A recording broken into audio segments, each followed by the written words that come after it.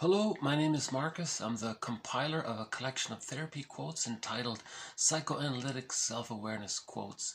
This is TQ 242. Therapy quote number 242. Projective Identification. This term refers to a defense mechanism based upon the fantasies of ridding oneself of an aspect of the self and the entry of that part into another person in a way that controls the other person from within. It also involves an interpersonal interaction which promotes the fantasy of inhabiting and controlling the other person. The influence is really expressed as an external pressure exerted by means of interpersonal interactions. So this is definitely the hardest one on projective identification so far. So this defense mechanism, called an immature, infantile, sometimes primitive defense mechanism, is a thread in this series. And this might be the 10th or 11th quote on the subject. Basically, any quote I can find on projective identification, I'm going to probably include it because it's one of the most ubiquitous, most important to understand because there's so much distortion caused by projective identification. This quote here is by far the toughest one, or the most blunt, direct, I'm not sure how to describe it, the most uncomfortable version of this quote. Most of the quotes have sort of a more benign aspect to it. And I think this reaches on the other spectrum of it. This is maybe the most difficult to process. So in general, just to recap, projective identification stems from the template of an insecure attachment style the baby has with his mother during the stage of symbiosis from birth to 6 months. So after birth, humans come out of the womb too early, so we create an extended womb, or a social womb. We call it an extended womb from birth to 6 months. That's called the stage of symbiosis, where the baby doesn't know where he ends and his mother begins. Like in the womb, he doesn't really know that there's a mother there. The theory is he thinks maybe everything's a part of him. Likewise, from birth to 6 months, he's not clear. It's called the stage of undifferentiation. He's not clear about him and mother, the separation between the two. It's called a stage of fusion or symbiosis. At 6 months, the baby begins to differentiate. He recognizes the difference between himself and his mother, that there are different people there. And then from 6 months to 36 months, he progresses towards, he continues the hatching process out of that symbiotic egg. The hatching process is not like a chicken. It's just one time and it's done. It goes until the age of 3, and then he achieves the psychological birth. So the birthing process is from 6 months to 36 months. That's the theory. So from birth to 6 months, that stage of symbiosis, when the baby has a need, he's going to express his need. He's going to communicate his need in some way, non-verbally, obviously. He'll cry or move around or maneuver himself somehow. He's going to try to communicate his need. And normally the mother's attuned, so the mother meets the need and everything's fine. So that's called like a safe symbiosis, a secure attachment. Now if that goes awry, the baby has a need, the mother's misattuned, doesn't meet the need, then there's a negative symbiosis. So there's a trauma there. This trauma can be, forms a kind of a reference point, a memory in the child, that's something that's been unresolved, or that's the way he tried to communicate, and he's kind of stuck with the limited knowledge that that's the only way he knows how to communicate, which is to try, and then that's a trauma there. So he's going to try to master that trauma by repeating it in the future through projective identification. So projective identification is an outgrowth of this a negative symbiosis from birth to 6 months. Because remember, the baby from birth to 6 months has a need, he's going to express it. It's as if he's not aware of his mother being there, but it's perceived by the mother, from her point of view, that the baby is trying to get the mother to feel.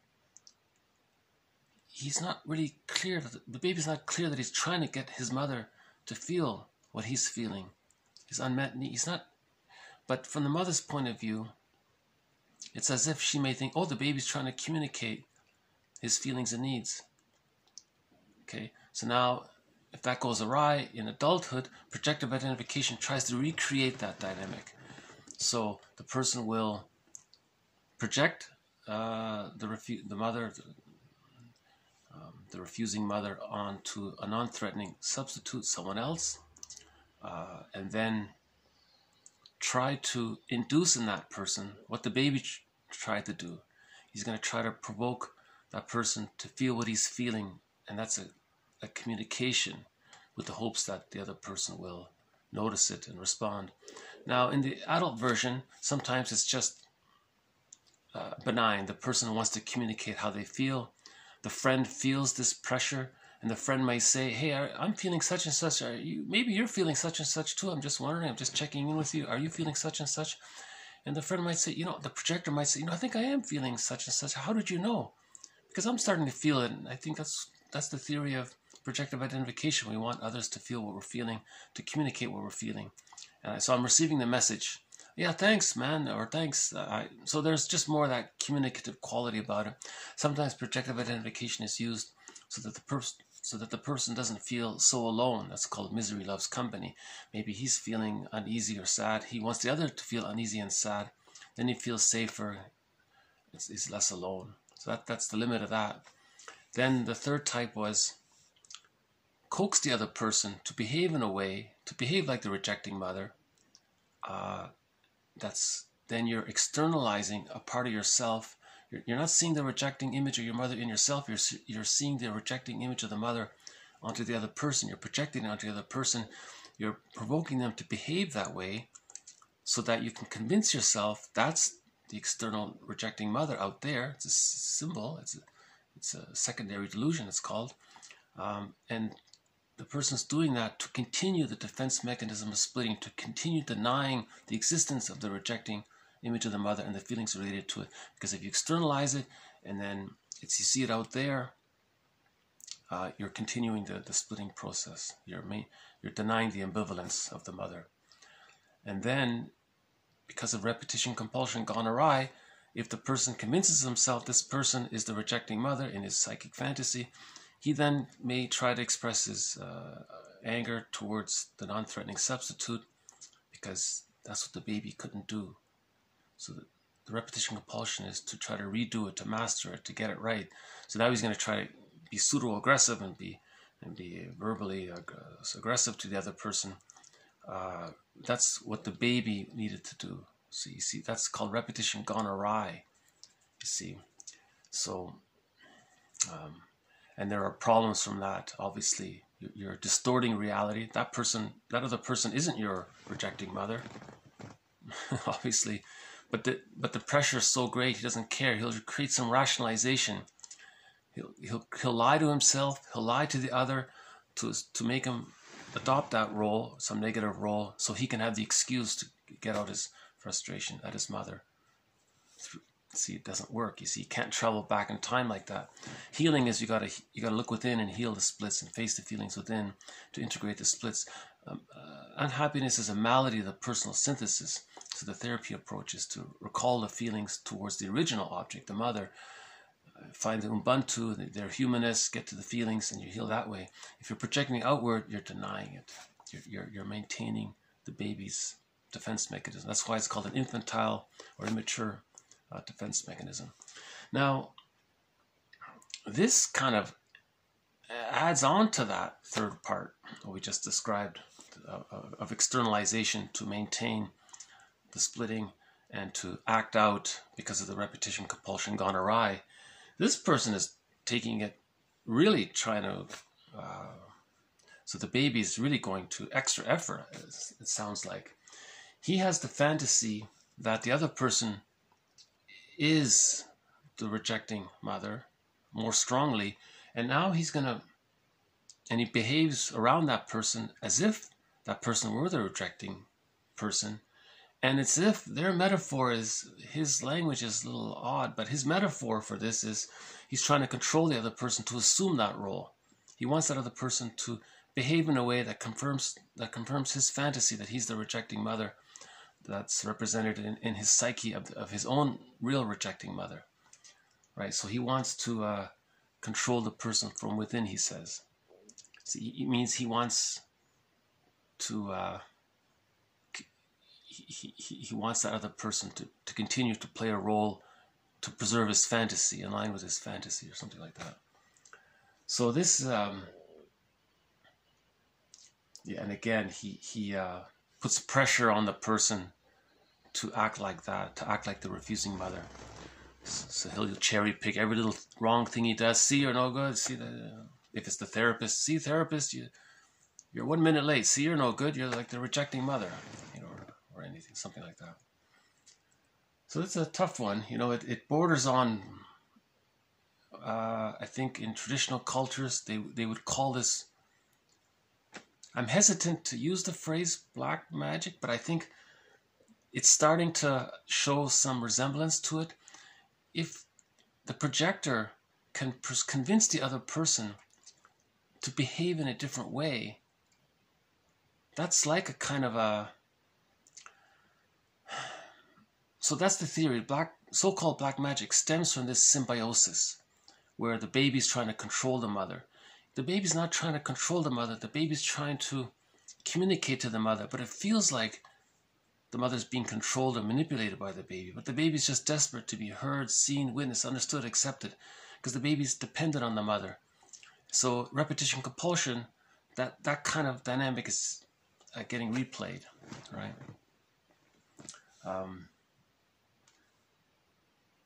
See, if the person does fully identify with the rejecting mother, then the projector has more sway. There's the negative symbiosis, you see. And then with the negative symbiosis, there's a psychic bond there, you see. And then, you know, you hear about it, you know, somebody travels to another continent and they can feel that their mother is in trouble. Then they fly back and it's true, the mother was in trouble. How did you know? I felt it. Like, so there's that psychic cord is still there, you see. So therapy is about letting go of the psychic umbilical cord to the negative refusing aspect of the mother, and that's done through admitting the ambivalence, the original ambivalence, facing the original reason for the splitting. Why did the baby need to split the image of the mother into loving and rejecting, where in the end the memories of the rejecting mother outweighed the memories of the loving mother, and that caused a deep ambivalence. This splitting precludes mourning.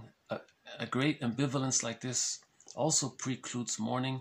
It's the cause of delayed onset of grief. It can take a decade for a person to realize, to begin to assimilate the loss. So there's that denial. The denial and shock lasts for decades or longer. That's complicated grief. So the repetition compulsion is trying to the person's trying to get in touch with his feelings, but it's gone awry because he's projecting it outwards. That's why we said at the very beginning, every man is my mirror. The idea is if you're projecting something onto someone else, chances are it's something denied in yourself. Feeling, an image of the mother, unmet wish, an attitude that you have that you don't want to admit, a defense mechanism you use that you don't want to admit, whatever you're accusing the other person of. Remember the previous quote, confession is projection. That kind of captures it there. So I noticed myself, this is one of the hardest versions of this, one of the hardest definitions to grapple with of projective identification. So just, I guess I should run through it one more time. See, the language is slightly metaphorical. It's not literally as he says it, but it sort of has an as-if quality to it. Remember, in that psychic world, a lot of things are described as an as-if quality. Dreams have an as-if quality, right? So I'll just run through it again, but keep in mind he's using language, I think, in that as-if sense, right?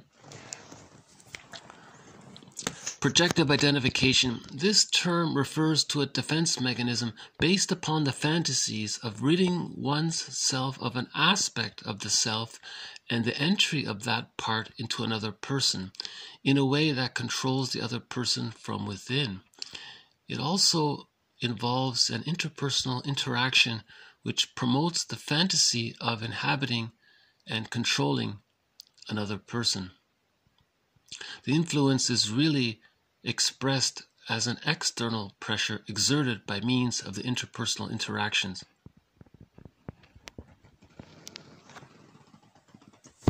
So he means the part of himself is inhabited. He wants the other person to house it. It's in him. That's his fantasy. He's housing it. You see, that's part of the splitting defense mechanism. Splitting deals with anxiety. Splitting creates ambivalence, prevents mourning. So this is every therapist talks about projective identification because they feel the tug. They feel that pressure from the therapist to take on a certain role, to be just like the parent, or they want the therapist to be the child and the client identifies with the aggressor and they want to be the parent and they want to do to the other what was done to them. Bergler calls that a negative magic gesture. When you do to others what was done to you because you want to communicate what was done to you. You see, this is all this non-verbal stuff. This is the pre-verbal stage, right, from birth to 6 months. You see, so this is what happens. This can occur to some degree. If it's not resolved by the age of 5, this can still be a part of the person's way of behaving.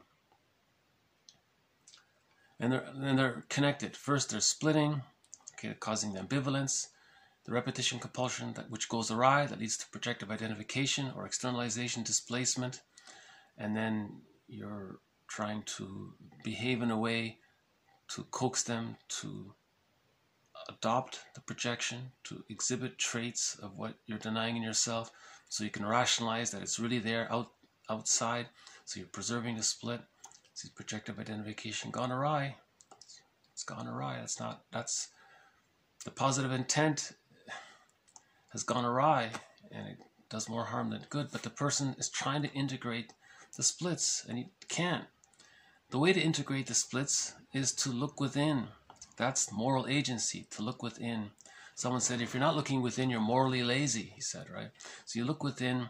That's what Wilson was saying in a previous video. She called for a moral revolution, a personal moral revolution where the person looks within.